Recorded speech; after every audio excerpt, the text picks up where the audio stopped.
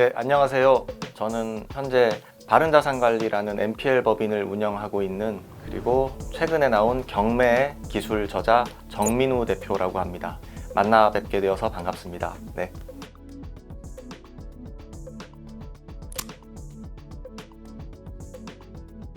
저는 평범한 직장인이었어요. 30대 초반에 뜻하지 않게 좀 일찍 퇴사를 하게 되었습니다. 젊은 나이에 나오다 보니까 그때는 뭐라도 되겠지 하는 마음에 나왔는데 실제로 제가 할 수 있는 게 없더라고요. 이대로는 정말 큰일 났다. 이제 퇴직금 받은 그런 이제 조금 모아놓은 것들도 줄어들고, 그래서 제가 선택한 게 부동산을 저도 모르게 떠올렸습니다. 이 재테크라고 하면 흔히 주식, 부동산, 채권 요 정도밖에 안 떠오르는데요. 주식은 왠지 좀 불안한 느낌이 들었어요. 또 당시에 저희 회사 직원들이 한 1000여 명 정도 됐는데 대부분 주식 투자를 하고 있었거든요. 근데 주식으로 돈을 따서 뭘 쏘겠다 이런 말을 한 번도 못 들어본 것 같아요.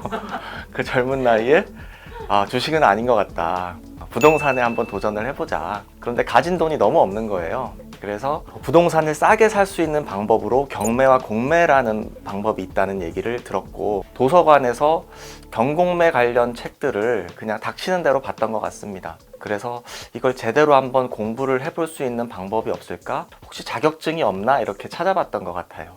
국가국인 부동산 자격증은 제가 알기로는 공인중개사 자격증밖에 없었어요. 그 자격증을 2010년도에 따고 10년도부터 뭘 하려고 하는데 뭐 돈도 없고요. 그래서 경매 시장에 이렇게 기웃기웃하게 됐는데, 결론적으로 좀 제가 당시에는 시기도 좀 잘 맞았던 것 같아요. 시기가 막 화랑이어서 잘 맞은 게 아니라, 제가 경매 투자를 시작한 11년, 12년, 13년까지 하락장이었거든요. 그래서 그때는 다들 부동산 투자한다 그러면 이제 드디어 네가 나락으로 가는구나 이런 얘기들도 들었었고, 반대로 얘기하면 법원에 입찰하러 가면은 거의 낙찰을 받아왔던 것 같아요. 그래서 그때 좀 많은 경험들을 쌓을 수 있었습니다. 물론 저는 이제 아파트부터 시작을 했습니다. 아는 것도 없었고요. 아파트부터 시작한 이유는 80%까지는 대출을 받을 수 있었고요. 그리고 저의 전략은 임대보증금을 회수하고 월세를 놓는 거였거든요. 어쨌든 이자는 내야 되니까 고정적인 수입이 없는 상태에서 이자를 낸다는 건 좀 상당한 스트레스로 다가올 수 있거든요. 그래서 항상 수익률 개념부터 생각을 했던 것 같아요. 예를 들어 아파트를 3억에 낙찰받고 한 2억 4천쯤 대출을 받고 보증금으로 2, 3천만 원 회수를 하면 한 2, 3천만 원 가지고 아파트 한 채 살 수 있겠구나. 그럼 2억 4천만 원 대출 이자는 월세를 한 그 정도 수준이면 한 75만 원 내외를 받을 수 있었거든요.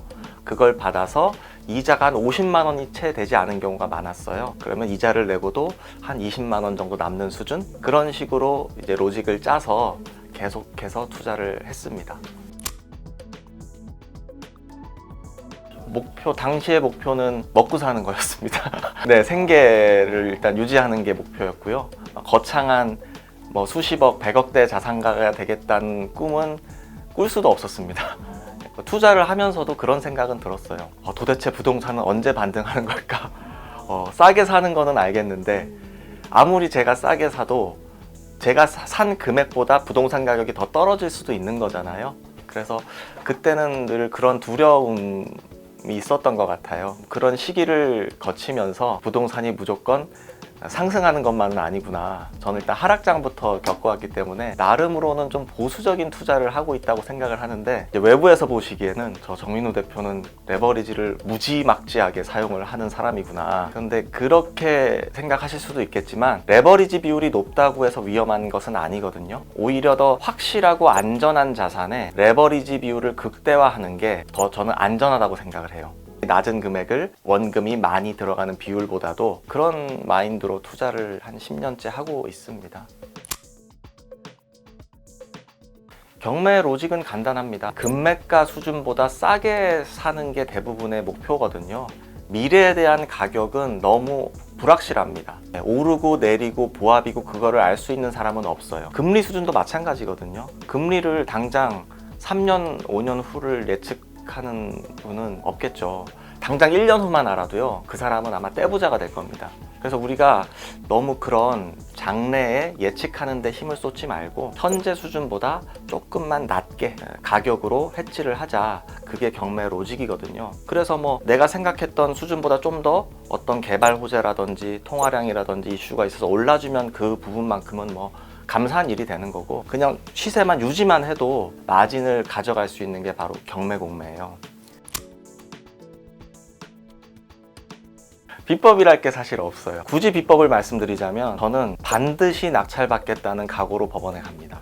한 3번 가면 2번 이상은 낙찰 받아오는 것 같아요. 특히 초보자분들은 흔히 입찰하실 때 금매가 수준 혹은 뭐 네이버 부동산에 나와 있는 매물, 여기보다 내가 한 몇 천만 원 싸게 받아야 되겠다 이런 생각을 하실 수 있는데, 문제는 이제 요즘처럼 지역에 따라 차이는 있지만 시세가 올라가는 지역이 있을 수 있잖아요. 그러면은 그 현재 나온 매물이 팔렸는지 안 팔렸는지 정도는 확인을 하시고 입찰가 쓰셔야 돼요. 저 같은 경우는 현재 플러스 미래 가치까지도 조금 입찰가에 녹이는 편이기도 하고요. 그러니까 큰 욕심을 부리지 않는다는 얘기예요. 충분히 낮춰도 마진이 얼마든지 남을 수 있거든요. 그리고 한 번에 입찰해서 한 번에 낙찰받겠다는 것도 욕심입니다. 요즘 일반 직장인 급여 수준이 뭐 400에서 500만 원 수준이라고 하면 우리 한 달 내내 일해야지 그 정도 받을 수 있잖아요. 그런데 사람들이 경매로 돈 1,000만 원 버는 거는 너무 쉽게 생각을 해요. 그러면 1,000만 원을 경매로 벌기 위해서는 내가 2달 내내 쉬지 않고 일하는 정도의 노력은 하고 원해야